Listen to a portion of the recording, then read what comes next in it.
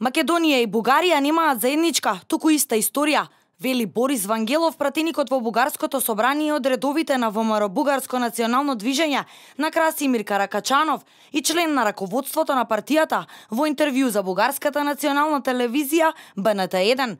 Според Вангелов, бугарите и македонците немаат заедничка историја, туку иста, а заедничкото славење на Илинден е револуционерен акт.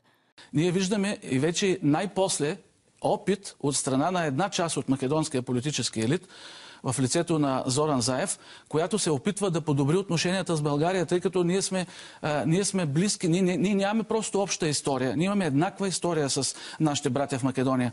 Така че този период, който отмина последните 27 години, това генериране на постоянно напрежение, на антибългарско говорене, България не можеше да го остави без внимание.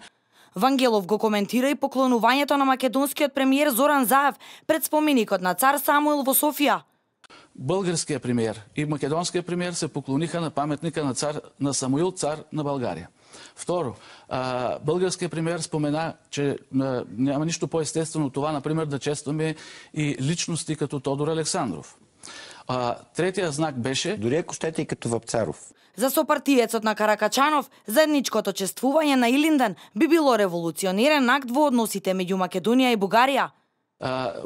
И честването на Илинден. Илинденското въстание наистина може да бъде първия, като първата дата, като най-знакова, като истински показваща нашата, както казах, не просто обща, а една и съща история, поне до 1945-1944 година.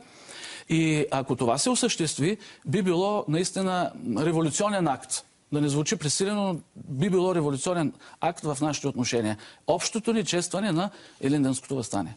Изјавите на Заев по средбата со Борисов во Софија за прифаќање на заедничка историја меѓу Македонија и Бугарија, заедничко чествување на Илинден, пошто ќе следи подпишување на договор за добрососедство и најавите за ревидирање на учебниците по историја, предизвикаа многобројни реакции во јавноста. Неговите ставови во Македонија не идоа на остри критики од голем број историчари, експерти и аналитичари.